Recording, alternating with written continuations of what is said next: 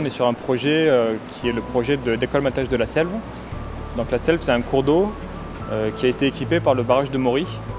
Et entre le barrage et l'usine de l'Ardite, il y a une portion de la Selve qui est alimentée que par le débit réservé du barrage.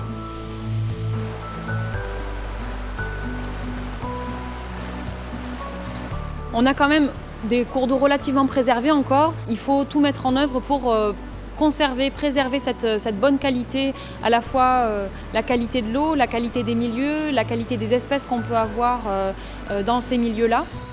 Dans ce contexte-là, il y a une attention très particulière qui est portée au transport solide et notamment aux aménagements qui peuvent modifier ou complexifier en quelque sorte le transport solide.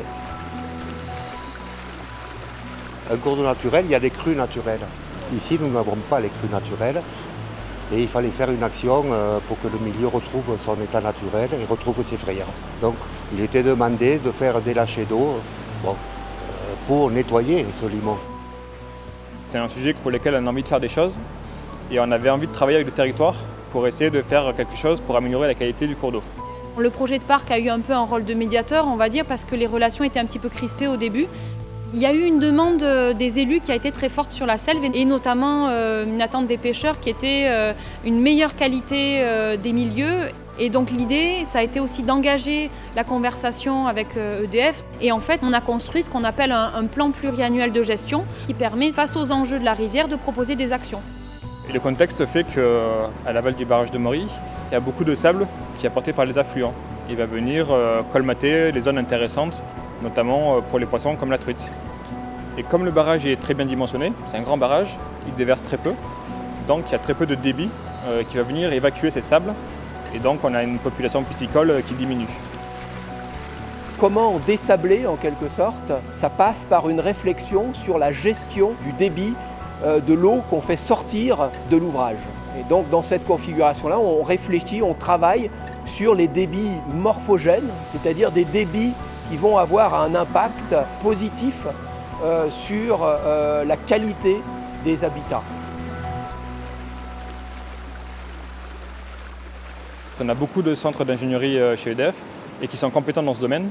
Et il s'est trouvé que Rémi Loire, qui fait sa thèse sur ce sujet, a monté des protocoles expérimentaux pour déterminer un débit qui soit intéressant pour faire dévaler les sédiments qui ne nous intéressent pas, comme le sable et les limons, mais par contre qui garde les sédiments qui nous intéressent, comme les sédiments un peu plus grossiers, des graviers fins, des graviers grossiers, qui eux sont intéressants pour les truites. J'ai été chargé de dimensionner la crue morphogène qui vise à décolmater la rivière. L'année dernière, nous avons cherché à savoir quel était le bon dimensionnement pour pouvoir faire partir des particules de petite taille. Au final, les résultats nous ont montré qu'un débit de 15 m3 par seconde était nécessaire pour décolmater les fonds et évacuer les sables. Cette année, nous avons recommencé l'essai à 15 m3 par seconde avec une durée plus longue.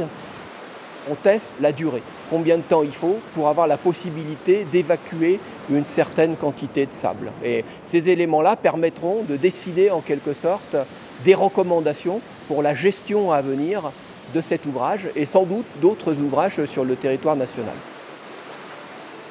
Pour vérifier l'efficacité de la crue, on a mis en place plusieurs protocoles qui se déroulent avant et après la crue afin d'avoir un état initial et puis un état futur.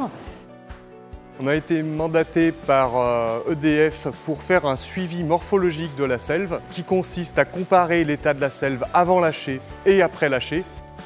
Notre travail est essentiellement axé sur la description de la granulométrie des fonds de la Selve. Est-ce qu'il y a du sable, des pierres fines, des limons? On va surtout prendre des échantillons à différents points de la Selve, les comparer avant-après, toujours au même endroit, et à relever différents indicateurs, en particulier la granulométrie, mais aussi la hauteur d'eau qui peut évoluer à mesure que le fond sableux diminue, et les épaisseurs de sédiments fins. Et on cherche vraiment à cibler notre travail là-dessus pour savoir si les particules fines disparaissent, à savoir les sables et les limons. On a aussi mis en place des mesures pendant la crue avec deux objectifs. Qualifier le départ des particules, donc essayer d'en prélever en direct, mais aussi assurer un suivi environnemental de manière à voir qu'on ne dégrade pas la qualité des eaux et que le fonctionnement de la vie aquatique n'était pas pénalisé par les différents lâchers. On réalise toute une série de mesures pour cette opération, des mesures de qualité qui consistent à estimer les matières en suspension. Donc on y dispose d'un certain nombre de sondes connectées qu'on peut suivre à distance. On fait également un certain nombre de mesures comme des mesures de débit et notamment là on manipule un outil qui s'appelle l'ADCP qui nous permet de faire des profils de vitesse. On a donc un appareil qui s'appelle l'L.S. Smith qu'on descend dans l'eau et qui nous permet une fois posé au fond de prélever le sable en déplacement. On récupère dans un petit filet ces matériaux qu'on pèse ensuite. Donc on cherche à en connaître non seulement la quantité, mais également le type, puisque ce qui nous intéresse, c'est de connaître la granulométrie des matériaux. Cette granulométrie, elle a deux intérêts. Le premier, c'est que EDF écoute le fond de l'eau pour pouvoir justement corréler les écoutes avec les matériaux prélevés avec cet outil. Je travaille avec un certain nombre de partenaires scientifiques sur la mesure du transport de sédiments en rivière. Et cette mesure, on l'a fait avec une nouvelle méthode qui est ce qu'on appelle des hydrophones, ce sont des micros qu'on met dans l'eau pour enregistrer le bruit que fait le sédiment en se déplaçant. Et ça, on cherche à le mettre en relation avec un flux, une masse de sédiments qui se déplace et qu'on mesure par ailleurs. Et on a des résultats intéressants, assez probants sur la méthodologie, la puissance acoustique qu'on entend en écoutant la section de la rivière. Puis quand on met ça en relation avec des prélèvements qu'on fait avec un petit panier qu'on descend dans l'eau, ça se correspond assez bien. C'est-à-dire plus il y a de sédiments qui passent, plus on entend de son. On peut faire aussi des liens entre ce qu'on entend et la taille du matériau qui bouge. Plus c'est petit, plus c'est aigu, plus c'est grave, plus c'est grossier, ça on le savait. Et ce qu'on cherche, c'est est-ce qu'on peut, avec notre son, reproduire la distribution de la granulométrie qui se déplace. Et ça aussi, on a des résultats là-dessus.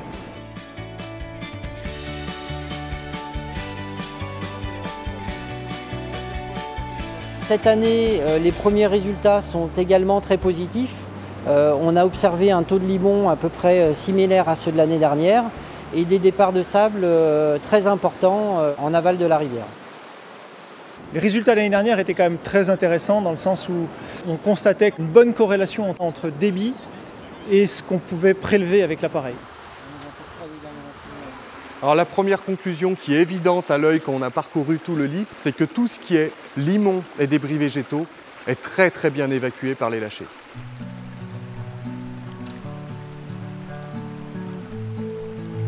Les ouvrages hydroélectriques ont différents types d'impact.